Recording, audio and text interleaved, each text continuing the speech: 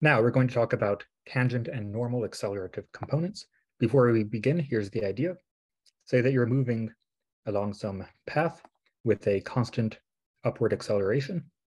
Well, at different points on your path, you have a tangent component of your acceleration and a component of your acceleration that is normal to your trajectory at that point.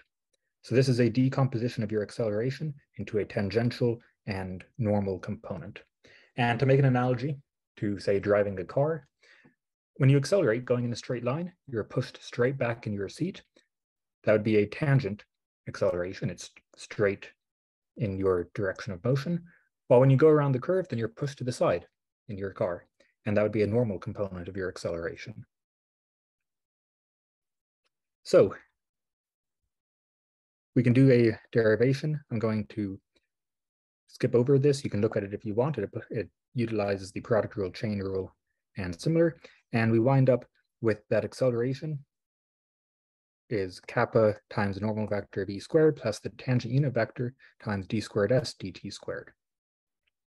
And recall that kappa is itself v cross a over the magnitude of v cubed. So if we take that and multiply it by the magnitude of v cubed, then that cube down there just becomes a power of 1. And we wind up with that the normal component of acceleration in magnitude is the magnitude of v cross a over the magnitude of v. And the tangential component is d squared s dt squared. It might look difficult how to actually compute this guy, and I'll get to how to actually compute that. In fact, I'll get to it now. So we know that, and by the way, I should mention that this a sub n and a sub t are scalars. And they only become vectors when we multiply them by the corresponding unit tangent and unit normal vectors. So these guys are then the actual vector components of acceleration. So a sub t is d squared s dt squared. And, well, it is kind of computable, but it's not very convenient. However, we can realize that d squared s dt squared, that by definition is d dt of ds dt. However, ds dt, that is the speed. So really, it's just the derivative of speed. Furthermore, because a sub t is a dot t, why is this, by the way? Well, we know that by the definition of the dot product, so here's a, here's your unit tangent vector. And if we project that down like this guy here is the projection of a onto t. And by definition, a dot t, recall the geometric definition, a dot t is the magnitude of the projection of a onto t times the magnitude of t. That was our geometric definition of the dot product. However, what is the magnitude of t? Well, this guy is equal to 1 because it is of unit length. So therefore, a dot t is just the magnitude of that projection of a onto t.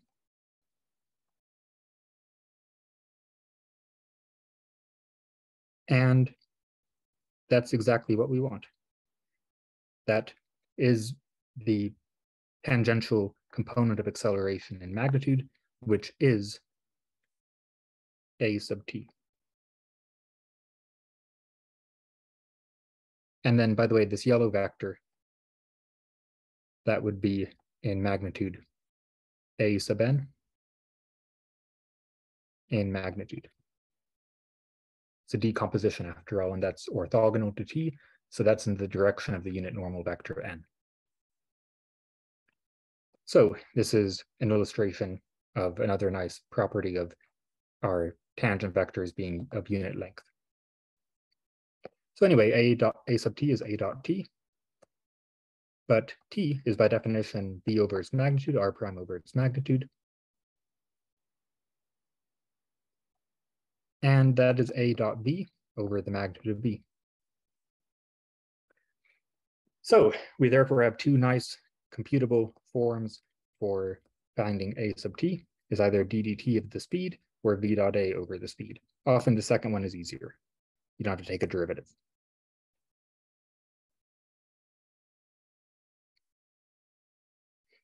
So I've expanded this same slide to just include what we just found. This g squared s dt squared is the derivative of speed is v dot a over the speed.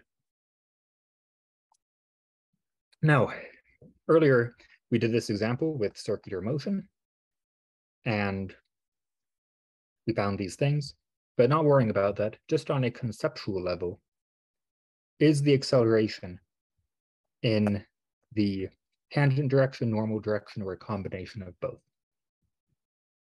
Well, we found that the acceleration is always pointing inward, so that is always at a right angle to the tangential component. So it is strictly in the normal direction alone. It's always pointing, orthogonal to your direction of motion. And this corresponds to if you're going around in a circle in your car, you will be pushed only to the side. There will be no pushing you back into your seat. Now, remember a sub t is a scalar. If we multiply it by the unit tangent vector, we get the actual vector in the decomposition. And these are both components of a decomposition of a into its orthogonal, tangential, and normal components. So if you sum them, you get a. This is by the parallelogram rule. And then just moving one of these guys to the other side. So for example, moving a sub nn to the other side, we get that a sub dt is a minus a sub nn. And similarly, a sub nn is a minus a sub tn, moving the other part to the other side. So that's useful if you know one and want to find the other. Now, we know from that first slide that a sub n is v cross a over the magnitude of v. And that's not too bad. But if we know n, then it's extremely simple. So recall that by the geometric definition of the dot product, u dot v is the projection of u onto v multiplied by the length of v. However, n is already the unit vector. So when we take the projection of a onto n and multiply by the length of n, well, that's multiplying it by 1. So a dot n is a sub n. This is the same thing that we did over here, that same reasoning, except now with n instead of t. So a sub n is a dot n. That's nice if we already know n. Similarly, a sub t is a dot t, which is nice if we already know t. And in as much as a sub n is just a dot n, well, you just replace a sub n with a dot n, and a sub n is a dot n times n. I also gave a derivation in terms of the projection, in which you can see using the projection formula that we learned back in chapter 13, that indeed it is a dot n times n. And a dot n, that would be what we call the scalar component of the projection at the very end of that chapter 13 lecture. And similarly, because a sub t is a dot t, a sub tt, just replacing that with that, due to that, it's a dot tt. So here is our cheat sheet with all of the formulas and also guides for when to use each one. So we have two forms for a sub t and two forms for a sub n. The first of each of these involves no unit tangent or normal vector. So if we don't know the unit tangent or normal vector and don't care about finding them, then we should use these forms. However, if we do know the unit tangent and normal vectors, or we want to find them first anyway, then we can use these forms, which are a bit simpler, just simple dot products instead of cross products, for example. And the last two are just how they add up to the acceleration, which is nice for finding one if you already know the other. But that's in finding one vector if you already want to know the other. And that's okay, but sometimes we want to just know a sub n. And note that a sub n is the magnitude of a sub n, because this is a sub n times the magnitude of n, but that guy is 1. So that's why that is true. It's just a sub n. So if you know 1 and you want to find just if you know a sub t and you want to find just a sub n, for example, you could use this and then take the magnitude at the end. Although, yeah, it might be a bit faster than that. It's up to you. So yeah, when you're doing the homework, hopefully this is a helpful cheat sheet. Now let's do an example. And in this example, I'll illustrate all formulas. So we'll find each accelerative component both ways using both formulas, just to illustrate everything. So a driver accelerates while going around a parabolic curve, having trajectory r of t is t comma t squared. So this picture. Find the tangent unit vector t of t. Well, we know that that is v over its magnitude. Same thing as r prime over its magnitude to make it a unit length. R prime is 1 comma 2t. And the magnitude of that is the square root of 1 squared plus 2t squared. So we have 1 comma 2t over the square root of 4t squared plus 1.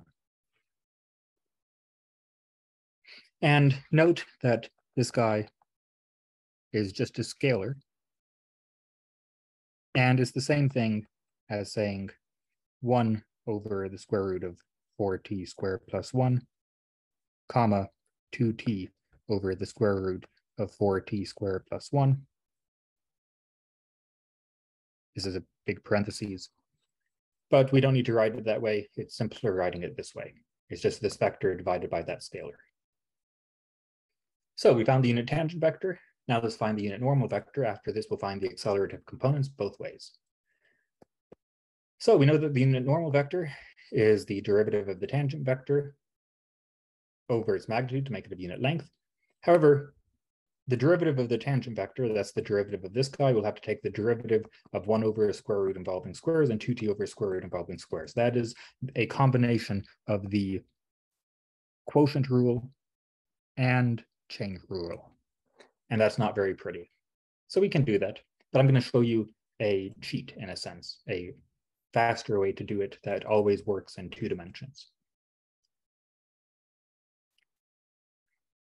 And it's this shortcut. So we know that t must be orthogonal to n. So to save time in the 2D case, what we can do is just find any orthogonal unit vector facing that way. And any orthogonal unit vector facing that way is necessarily the unit normal vector. I mean, it has to be. It's the unit normal vector is the only vector of unit length that is at a right angle to the tangent vector at that point. Okay, so what is orthogonal to 1 comma 2t?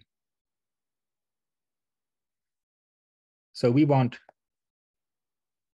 some vector whose dot product with 1 comma 2t, it equals 0. What could those be? We just need anything at all.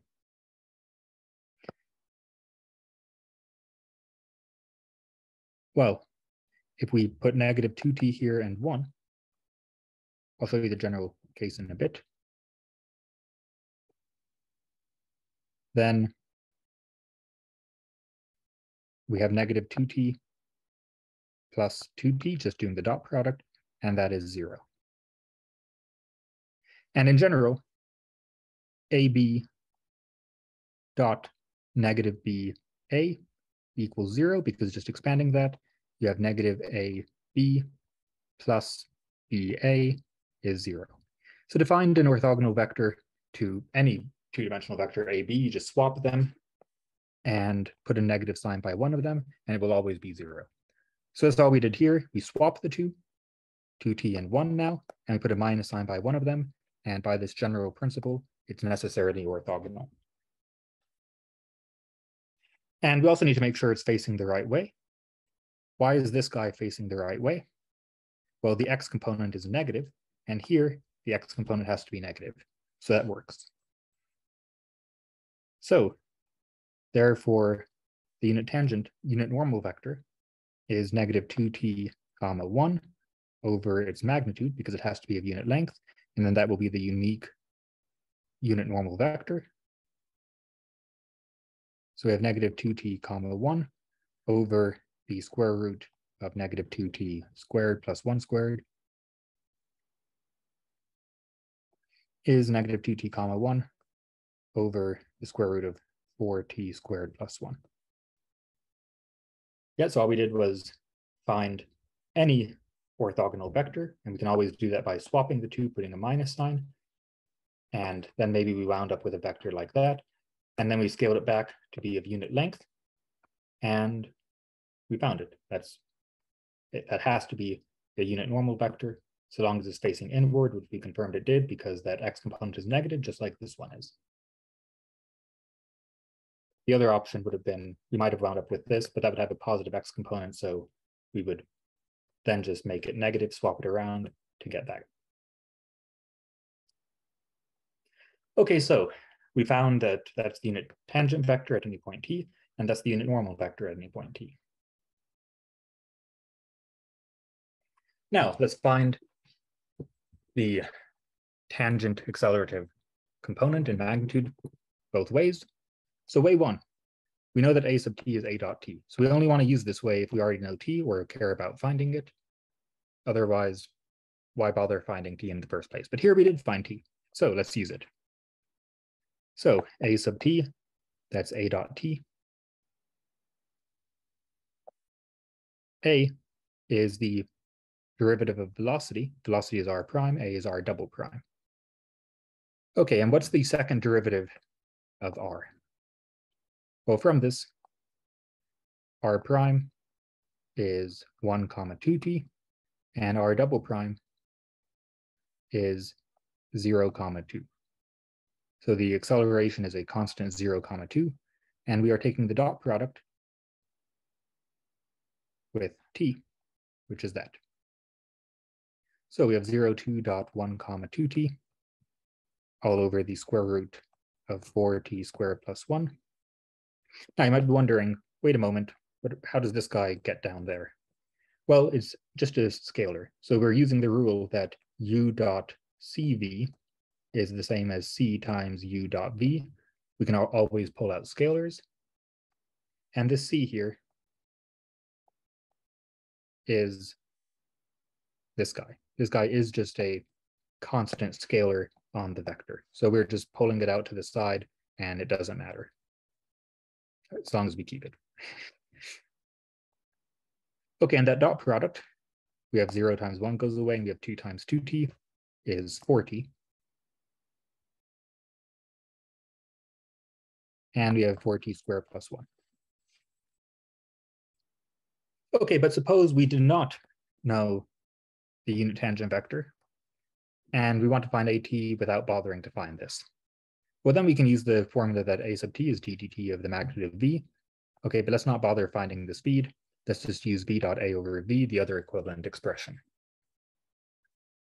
Okay, well, here we know that, well, r of t is t comma t squared. So v of t, the derivative of that is 1 comma 2t. A is still our 0, 2. So a sub t, that's v dot a over v, is 1 comma 2t dot 0 comma 2 over the speed, which is 4t squared plus 1.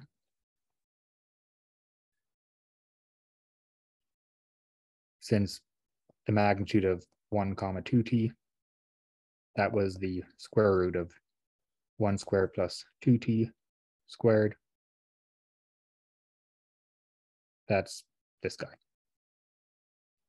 So we have 1 times 0 plus 2t times 2 is 4t over the square root of 4t squared plus 1. Okay, so you can see that that's almost equally fast and it's preferable if we don't already know t. Almost equally fast. In this way, in this formula, we still had to find these guys and find the speed, while in this guy, we already knew those guys essentially. So of course, we get the same answer both ways, as we must, since math is not broken. Now let's do the same thing with n. So first, we'll illustrate how to do it if we already know the unit normal vector. Again, it's just a dot n, which is the projection of a onto n in magnitude, the scalar projection. Okay, so a dot n, that's 0, 2. We already found the acceleration here. The second derivative is 0, 2 dot negative 2t comma 1 over the square root of 4t squared plus 1. Once again, that scalar, this square root of 4t squared plus 1, we can just put it out like such, as explained before.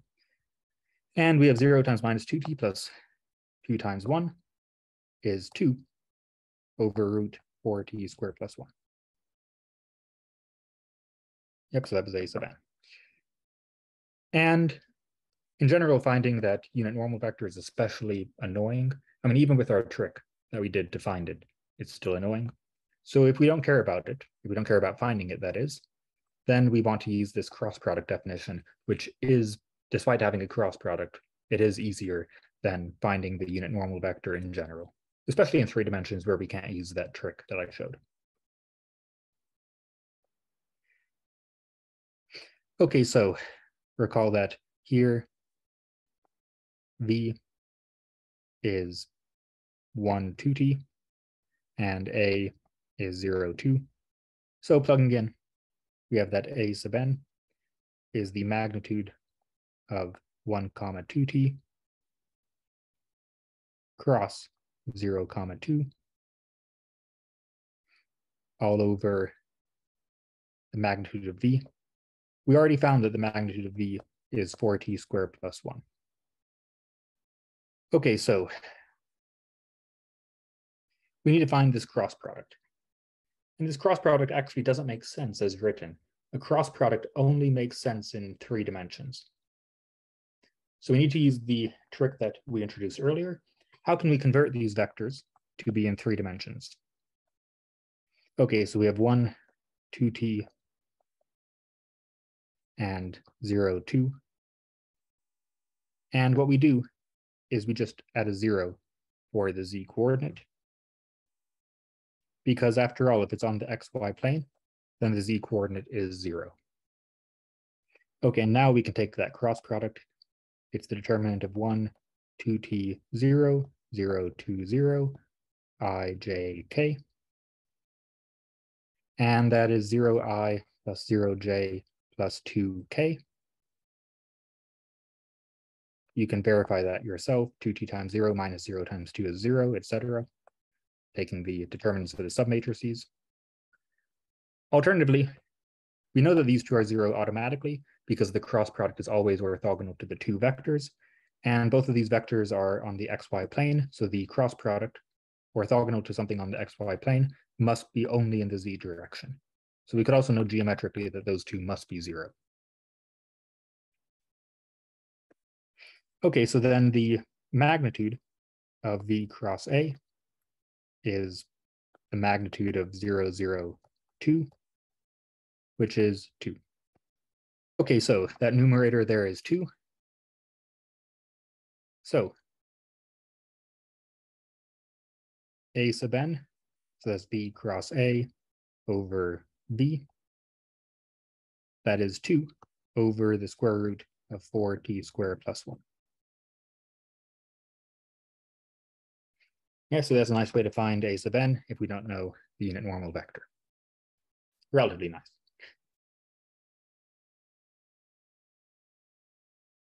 So in conclusion, we have found our a sub t and a sub n, and that's our unit tangent and unit normal vectors that we found.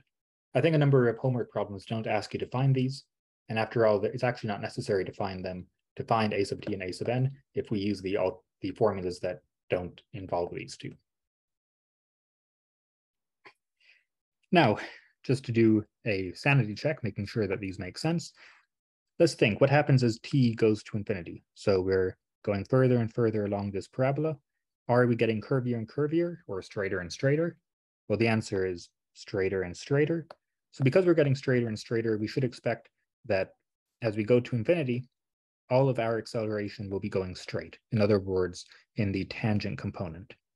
So if all of our acceleration is just going in the tangent component, and our acceleration, which was 0, 2, is always of magnitude 2, we should expect that this guy, a sub t, should approach 0 as t should approach 2 as t approaches infinity.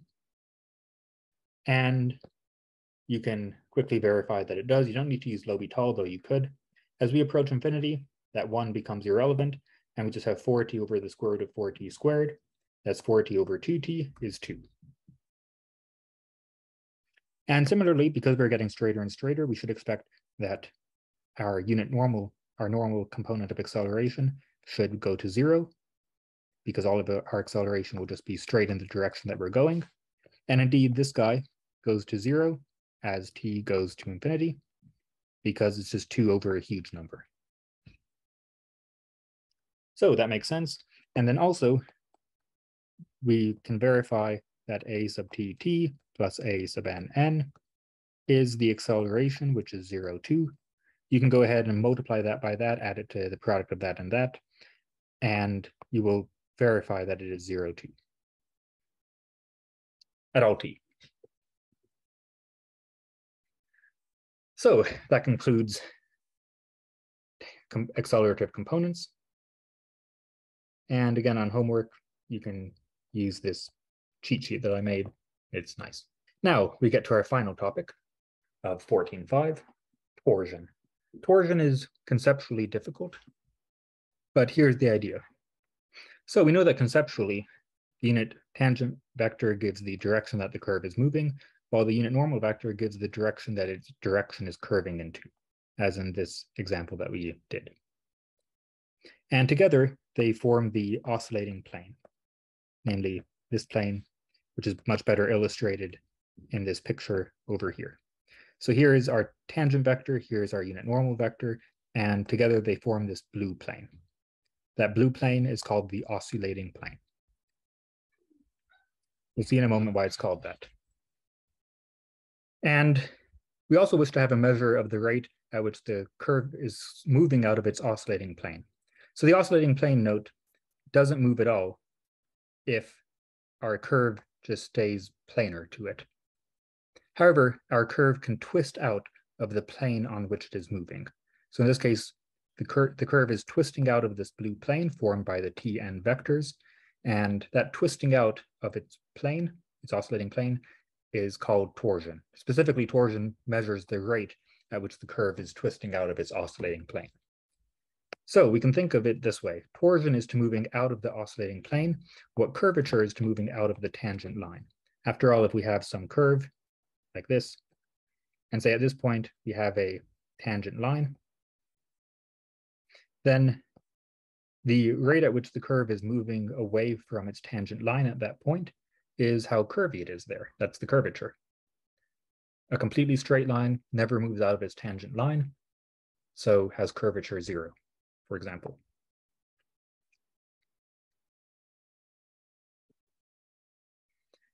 So we wish to express this oscillating plane, and we learned how to find the equation of a plane. We don't need to find the full equation of this plane, but we know that it is uniquely defined by, well, a point on it and the normal vector to the plane. Remember, a normal vector to the plane means a vector that is at a right angle to the plane. And how do we find a vector at a right angle to the plane? Well, the cross product of two vectors is always orthogonal to both. So we just take the cross product of t and n, and that will give a vector b that is normal to the plane. So, and that is called our unit binormal vector. So our unit binormal vector is b is t cross n. And by the way, why is this of unit length? We won't need to divide this by its magnitude. It's automatically of unit length. And that's because what is the magnitude of a cross product? Well, recall that the magnitude of a cross product is the area of the parallelogram that they form. So the magnitude of u cross v is this area. And in this case, t and n are already unit lengths. So we have our t and we have our n. And we know that they're at a right angle by definition, essentially. So the parallelogram that they form, because t is of unit length, that's 1 and that's 1 in length. So this is a 1 by 1 square, and therefore has area 1. Because that looks like the magnitude of x. It's a 1 by 1 square. So the point is that b is automatically of unit length. Okay, before we continue, let me show you a nice visualization of torsion. Okay, so as this curve goes around, this yellow is the tangent vector facing in the direction that it's moving, unit tangent vector. The green is the unit normal vector, the direction the curve is curving into. And then the cross product of the yellow and green, t and n, is the unit binormal vector in blue. And the rate at which the oscillating plane is swinging can be measured by how quickly the normal vector to the plane is swinging.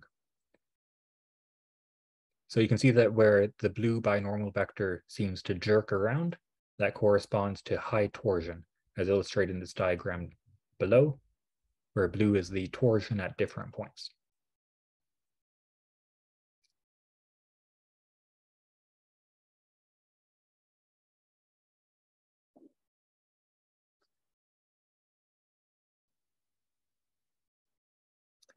Now, here's an important fact. So remember how t and n were orthogonal because t dot t prime was 0 as we derived? Well, exactly the same reasoning applies to b. In fact, it applies to any unit vector. So b and b prime are orthogonal by the same proof as before. It's of unit magnitude, so b dot b, which is the magnitude of b squared, is 1. We take the derivative of both sides. Derivative of 1 is 0. Derivative of b dot b by the product rule is b prime plus b prime b. Gather them together, divide by 2, and we have that b dot b prime is 0. Okay, now I introduced torsion as the rate at which it's moving out of its oscillating plane, but more technically, it's the rate at which the oscillating plane itself is swinging. So you can think of it both ways, but it's more technically accurate for the definition to think of it as the rate at which the oscillating plane is swinging. And again, the rate at which the oscillating plane is swinging is the rate at which the normal vector b is swinging. So in that GIF that I showed you, it's where b was jerking around, that was a high torsion.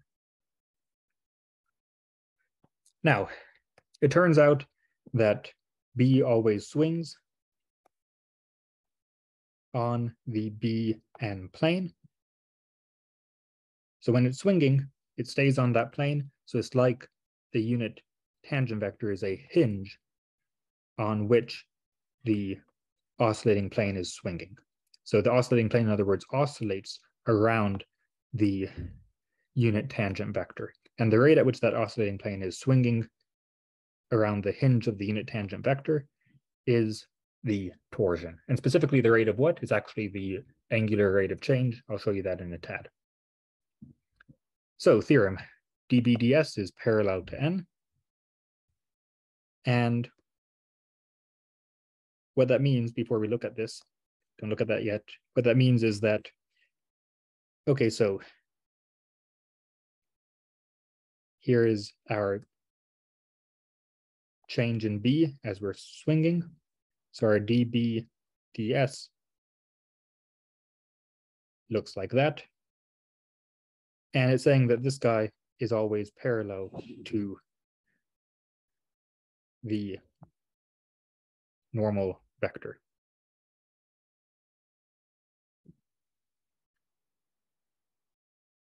So dBds, that is by definition dds of t cross n. And we use the product rule for this. So that's dds of t cross n plus t cross dds of n. However, dTds cross n, dTds is parallel to n. After all, n, well, it actually was the dTds over the magnitude of dTds. So this guy is a scalar multiple of n, just moving this normalization to the other side. So those two are parallel, and the cross product of two parallel vectors, recall, is 0.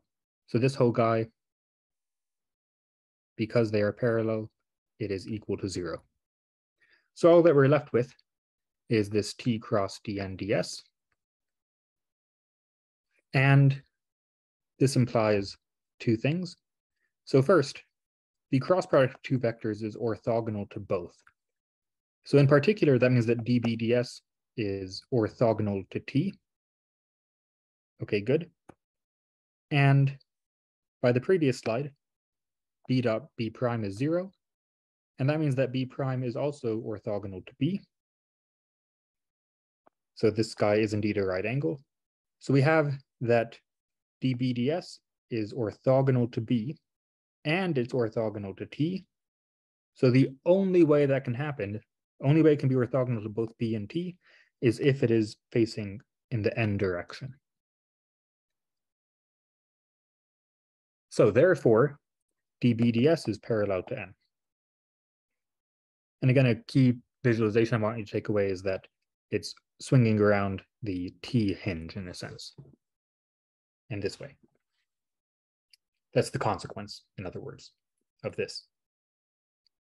Okay, so we have that dBds is parallel to n, and that is vital. That means that dBds is some scalar multiple of n. That's the definition of being parallel. And we'll call that scalar negative tau. This is another Greek letter. It's tau. And why that negative sign? Why not just tau n? It's a relic of the historical development of torsion. It's kind of similar to how in physics with electricity, everything is actually backwards with respect to positive negative charges. And that's a relic of the historical development. So we just accept that. So dBds is some scalar times n because it's parallel to n. And that tau there, that will be our torsion. And the red text just says what I've been verbally saying all along.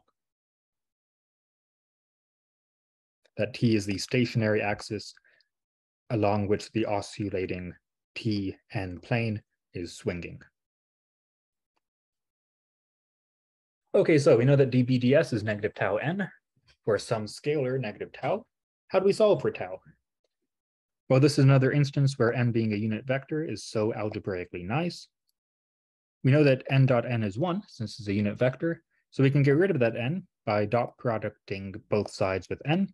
And then on the right, we'll have n dot n, which is 1. So we take this, take the dot product of both sides with n, and then n dot n is 1, so it goes away. We have 1 times tau, so that's all that's left. We then move the minus sign to the other side, And we have that torsion tau is negative dBds dot n. So that's the rate at which the curve is twisting out of its oscillating plane, or again, more accurately, the rate at which the oscillating plane is swinging on the stationary t-axis. So this just summarizes what we've derived. E is that, torsion is negative dBds dot n. Now, dBds, that is an arc length parameterization that is difficult if not impossible in practice. So we want a nicer way of expressing this computationally. And we use the same trick that we have used before, which is the chain rule. dBds is dBdt is dBds dot dsdt. This is the chain rule. You can think of it as that the ds's cancel out, and you're just left with dBdt.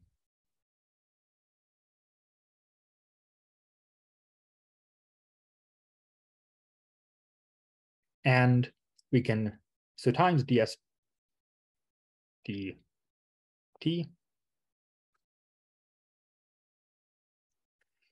we can divide both sides by that, and we have that dBds is dBdt divided by ds dt. Okay, but ds dt, that is the change in arc length per change in time, which is the speed. That's the magnitude of v. So that is our nice practical way of computing dBds. Again, keeping in mind that ds dt is speed, which we can easily find.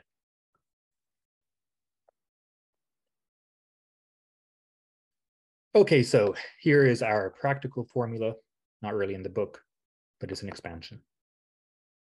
This is how we compute the torsion.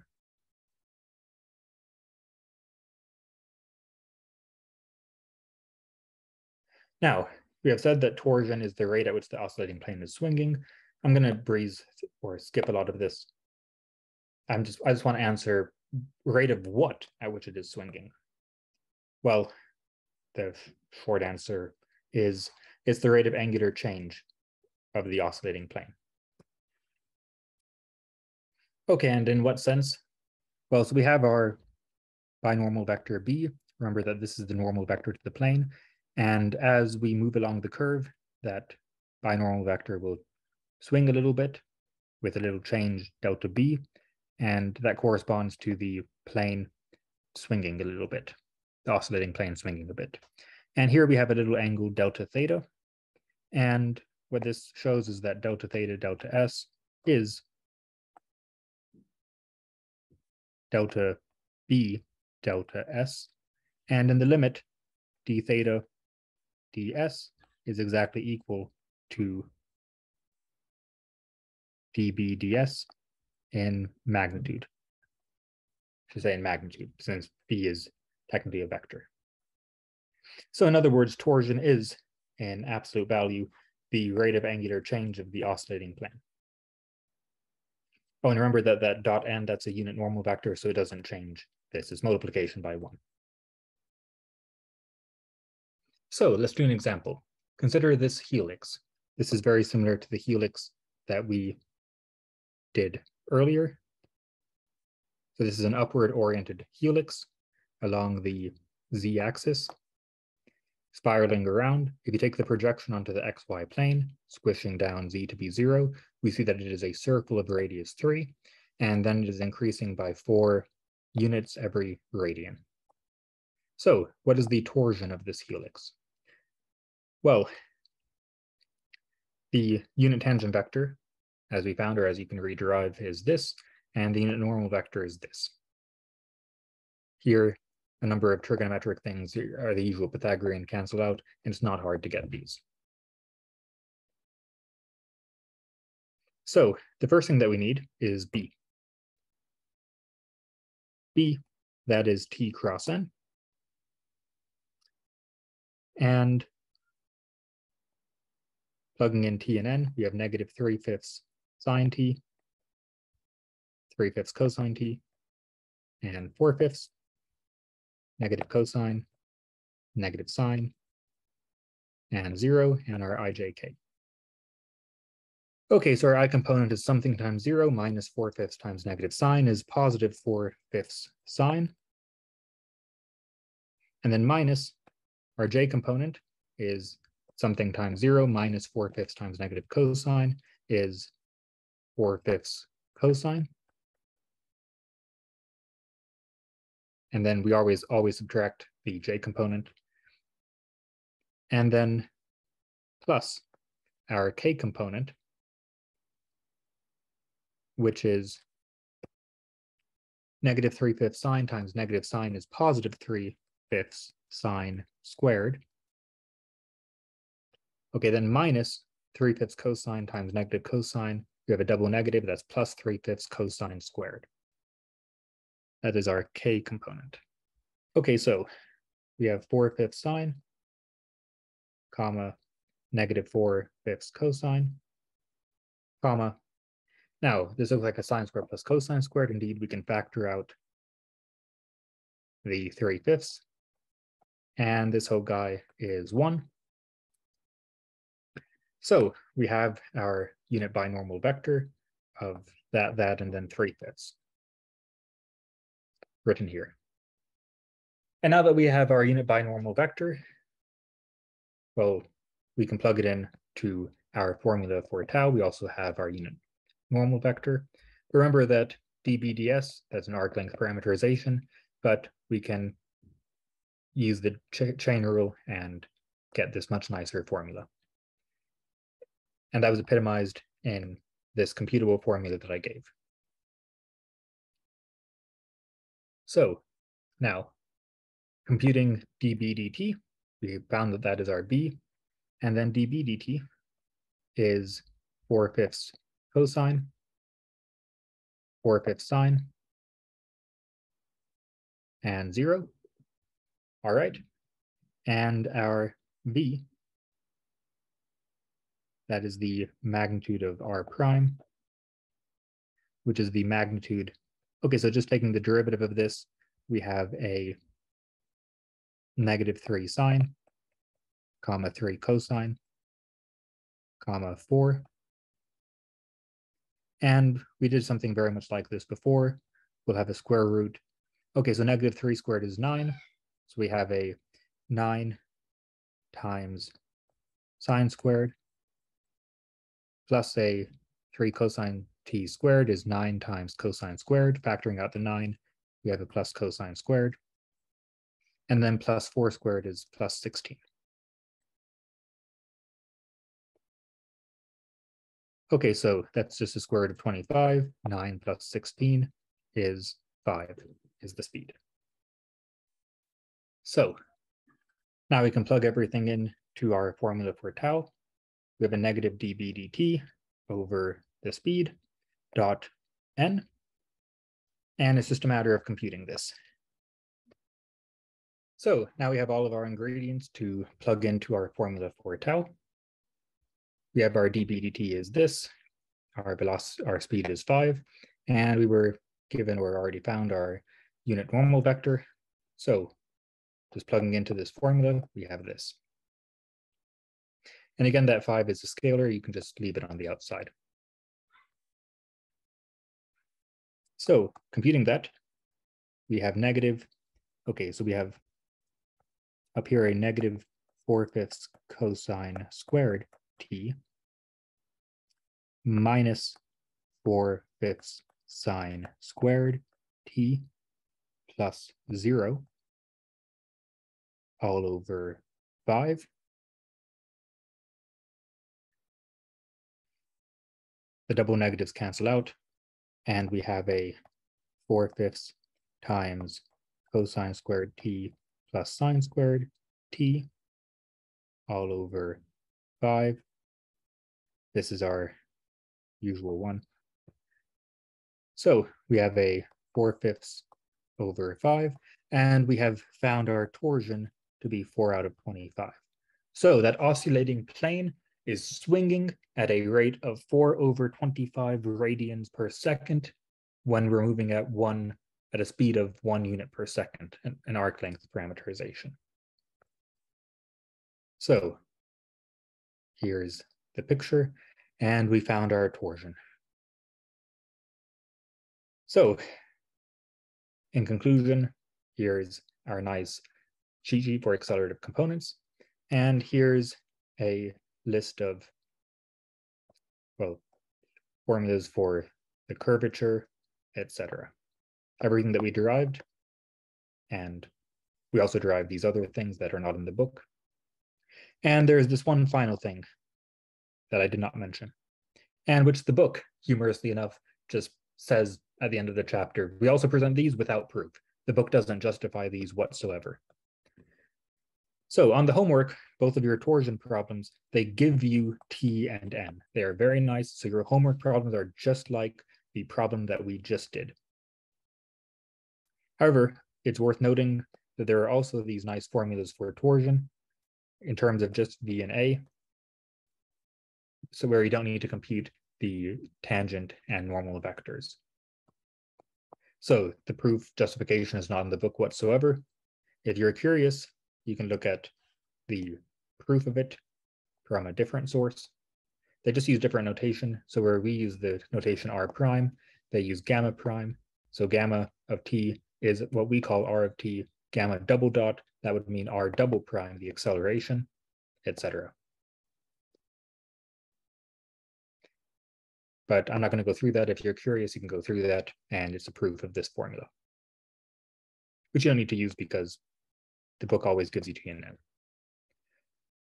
That concludes 14.5 and chapter 14. We will soon be doing multiple integration, which is perhaps ironically easier than this. Have a great one.